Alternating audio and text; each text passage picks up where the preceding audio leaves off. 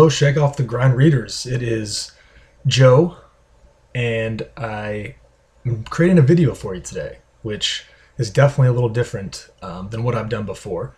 Haven't really done this. I've just been writing the typical blog post for a long time now. And so I wanted to mix things up a little bit, see how this goes, see if it's helpful, see if it's something to continue doing. With the writing I have been doing, you may have noticed that I've been pretty focused, pretty excited about this idea of following your dreams and doing what you love, doing what you're passionate about, and bringing more of that into your life. In my own life, you may or may not know, I'm in the process of following a lifelong dream of mine, which is to play drums in a rock band. As cliche as that sounds, that is something I'm doing right now and really, really excited about. And it's really filling me up with a ton of energy and a ton of excitement for life. And so, also with that comes this idea of sharing my experiences with others and hopefully inspiring them to do some of the same in their life, to fill their life with more excitement, more passion, more of what they love. But that's not always easy to do, right? It's easy to get discouraged. It's easy to not have the patience. It's easy to not know what steps to take or not have really a plan or a strategy. And so whatever your dream, is, it could be starting a business, could be traveling the world, whatever it might be, not always easy. And so I found a book that for me was a perfect read right now in my life to help me get a little more clarity and inspiration. And I just finished it up pretty recently, and I wanted to share some of the big ideas and inspiration that I found in this book. And so it's called Dream Year by Ben Arment, and it offered some really cool stuff that I want to just talk about a few of those main ideas with you today. The big message is all about that we all have a dream that we want to pursue, that we all have something that excites us and that can make our life better overall. And this book really talks through the context of a career, but I think we can take a lot away from this with whatever that might be, if it's just general lifestyle stuff as well. So I'm going to share a couple of those big ideas that I thought were powerful. The first point that I really like is in the first section, and the first section is about daring to dream, because clearly we have to start there, right? We have to be willing to dream. We have to take that bold step of thinking about bigger possibilities and what those might be. And a cool idea that he mentions in that section is that he says there's only really two options: the fear of failure and the fear of insignificance. And those two things are kind of our decision-making dilemma, right? That being willing to dream is going to bring up fear and insecurity.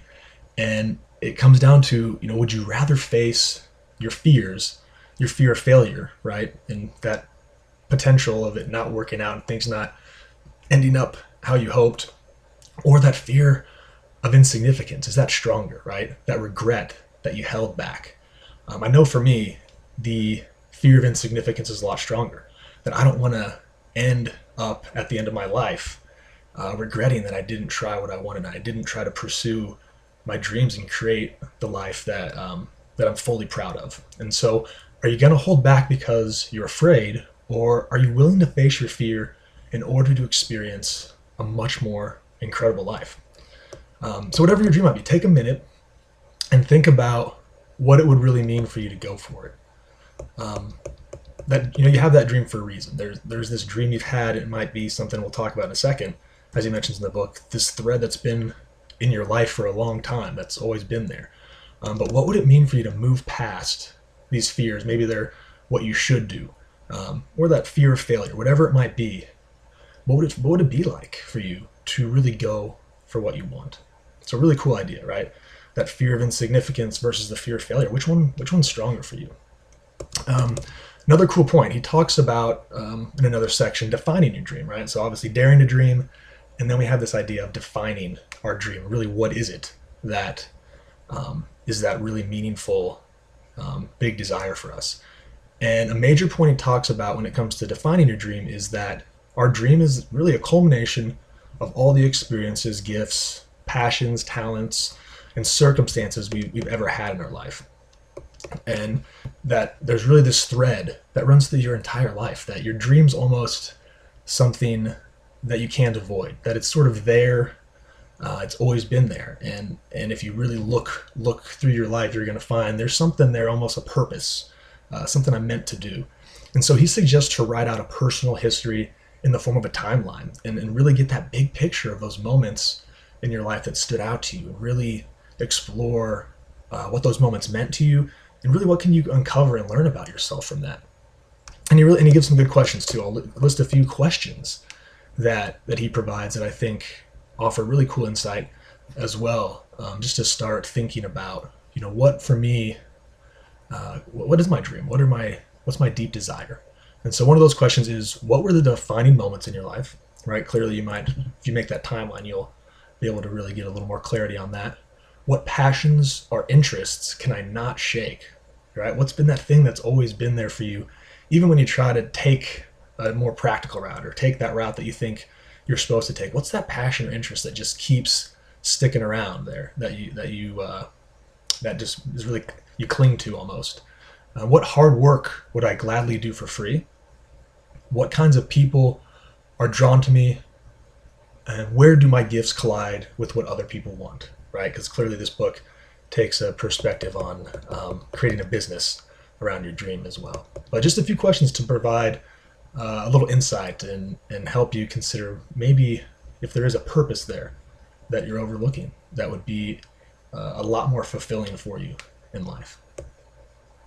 Okay, another really important idea he shares when it comes to defining your dream is that there is both the artist and the producer. And I thought this idea was really cool. It helped me understand that we don't have to limit ourselves in the way that a lot of people do, right? We don't pursue our dreams sometimes because maybe we don't feel like we have the exact gifts or talents or the skill to pursue that dream, right? If there's something like being an artist of some sort, right? Like literally, he says there's an artist and a producer. If I want to be an artist, if I don't have that ability, I might say, well, I guess I can't do that, right?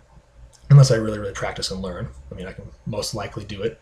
But there's a difference between the practitioner of a craft and the person behind the scenes orchestrating things, right? We can always be a producer and still really create something around our passions in that role, right? We can still live out that passion, live out that dream. It might be a little bit of it in a different way. And he says we might have to recruit other artists to work for our dream, but we can still do it.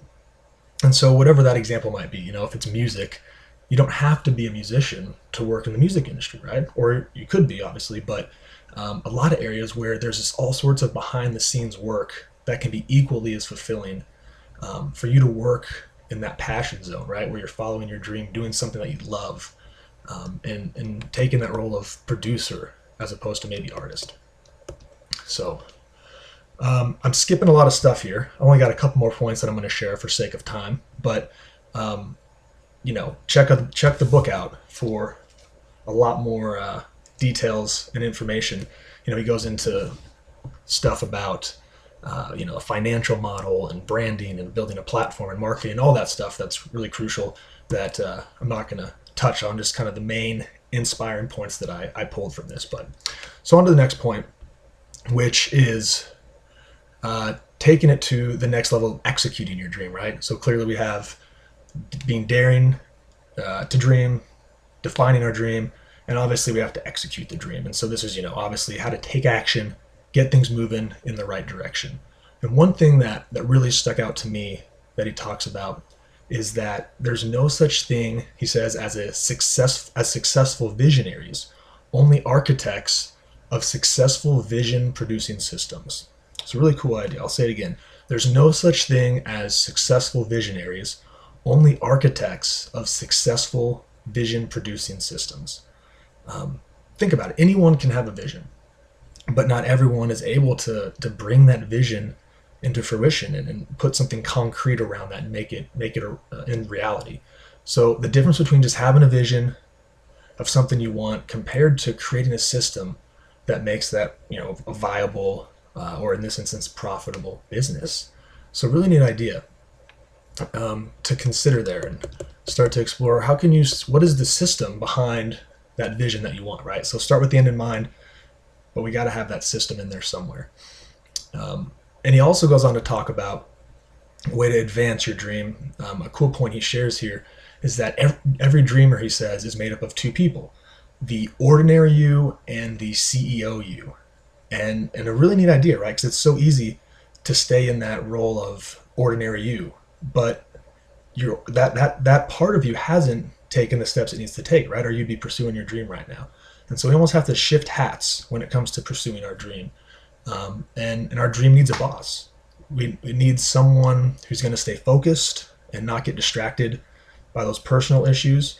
Someone who's going to show up every day and do the hard work necessary, albeit hopefully work that you enjoy, right? If you're following your dream, but someone who's willing to do that and do the things that your ordinary self won't do, right? The big asks, the bold, confident things that you maybe have been holding back from. And so putting on that CEO hat and really treating your dream like a business is, I think it's a really cool idea. Something that is easy to forget when, we have all sorts of other stuff trying to mix our life we have now and implement our dream into that. It can be kind of confusing. So in simple terms, not just being a dreamer, but taking steps toward your dream and firing the ordinary you and putting on that CEO hat and put that part of you in charge. So the last point I'm going to share from the book is how to sustain your dream, right? Clearly this is important because if, following our dreams was easy and we didn't run into difficulties, everyone would be doing that. So again, I skipped a lot of stuff. I'm jumping kind of to the end of the book here, which is one of the last points he talks about, exploring how to build that resiliency and grit to keep persevering through those hardships on the way to creating that dream of yours. And he says, just because it's your dream doesn't mean it's going to be easy, right? But the reward of sticking to that dream and sticking with what you want is totally worth it. And so hopefully that's, connects with you. And obviously we're the only one that can decide if it's worth it, if the hardships are worth it for our dream to become fully realized. But for me, the dream's worth the fight. And that's a cool idea, right? Because we're always going to run into discouragement. We're going to run into failures. We're going to run into setbacks. And we have to decide, does this dream mean enough to me to refuse to walk away? But be aware, that there might be a point for you where you do say, look, I've tried. This is the cap that I'm not going to go over. And be aware of that as you pursue your dreams. But give yourself a chance. Don't give up too soon as you go forward, because it's not going to be easy. And so we talked about a whole bunch of great stuff, a whole bunch of examples of famous figures in history who've persevered and who've done amazing things to get to where they're going to get to. And it wasn't easy, right? It was a long, long journey and process. Well, those are some of the inspiring ideas that I got from this book, Dream Year. And, check out the book for more information, for more details on some of the stuff that I didn't go through. And let me know what you think about these videos too. I'd love to hear if this is a helpful way to connect and interact with you guys beyond just writing posts. And I plan on doing more of these, so hopefully it's something that is helpful and useful to you all. And I'm also going to take this book's advice and try to reach out to the author and hopefully get him to do an interview, because I think that would be incredible for him to really share more on this topic. So hopefully there'll be more about Dream Year to come to help you start to live a more fulfilling and meaningful life as well. Take care.